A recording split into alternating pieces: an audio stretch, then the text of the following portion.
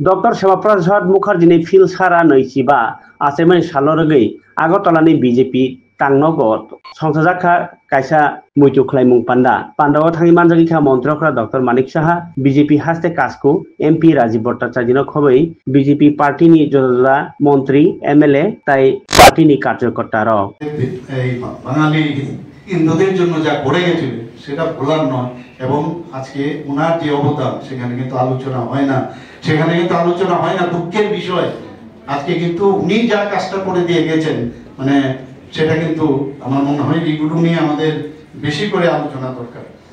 আমরা জানি যে ওনার সম্পর্কে যে মিথ্যাচার এবং যে সত্য গোপনের যে একটা প্রচেষ্টা হিন্দু বাঙালিদের রক্ষা করতে গিয়ে সেটা নানাভাবে দিস অর দ্যাট ওয়ে ইতিহাসের পাতার থেকে মুছে দেওয়ার একটা চক্রান্ত করা হয়েছিল।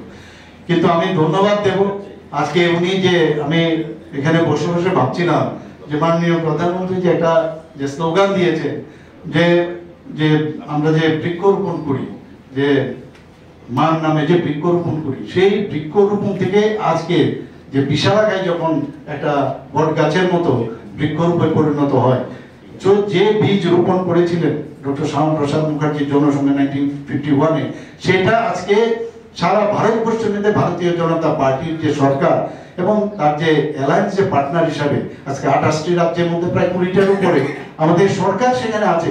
তো এটা দেশের জন্য কত বড় একটা মজবুতি। আজকে কালকেও পড়ছিলাম নিউজ পেপারে যে মাননীয় প্রধানমন্ত্রীজি যে সব দেশে যাচ্ছে যেখানে কোনোদিন 50 বছরও কোনো প্রধানমন্ত্রী যাননি। এটা কিন্তু এমন না ভারতবর্ষের যে বিবেকানন্দজি যে ধর্মীয় যে বিষয় ভারতের যে চিন্তা ভাবনা সেটা যেভাবে করেছিলেন আমাদের এই নরেন্দ্র মোদীজি সেই কাজটা আজকে পৃথিবীর সব জায়গায় গিয়ে গিয়ে তার বীজ কিন্তু উনি বপন করে এসেছেন। আমাদের জন্য এর জন্য আমাদের গর্ববোধ করি। আজকে আমরা যে 370 ধারার কথা বলি 35-এর কথা বলছি সেখানে একদম ক্লিয়ার কাট কি লেখা আছে এখানে যে ইট ইজ এ টেম্পোরারি, এই আইনটা টেম্পোরারি এবং সাময়িক।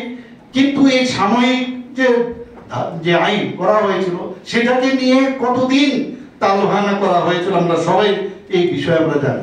সেটার বিরুদ্ধে উনি প্রতিবাদ যেটা আমার পূর্ববর্তী বক্তারা বলেছেন যে এটার বিরোধিতা করেছেন যেটা লেখা আছে টেম্পোরারি আপনারা কি করে এটাকে মানে এই একটা স্পেশাল যে প্রভিশন রাখা হয়েছে যে পাবলিক দিতে হবে আপনারা কতকাল সেটাকে আপনি ধরে রাখবেন তার বিরুদ্ধে উনি গর্জে উঠেছিলেন। এবং যে কারণে উনি যখন দিল্লি থেকে জম্মুতে যায় সেখানে গিয়ে যে আপনারা পুরো বিস্তারিত আলোচনা আমার পূর্ববর্তী বক্তারা রেখেছেন উনাকে অ্যারেস্ট করার থেকে আরম্ভ করে উনি যেভাবে বলিদান হয়েছেন সত্যি আমরা একের সময় অবাক হই যে মাত্র 52 বছর পর্যন্ত ওনার জীবিত অবস্থায় উনি কাজ করে গেছেন।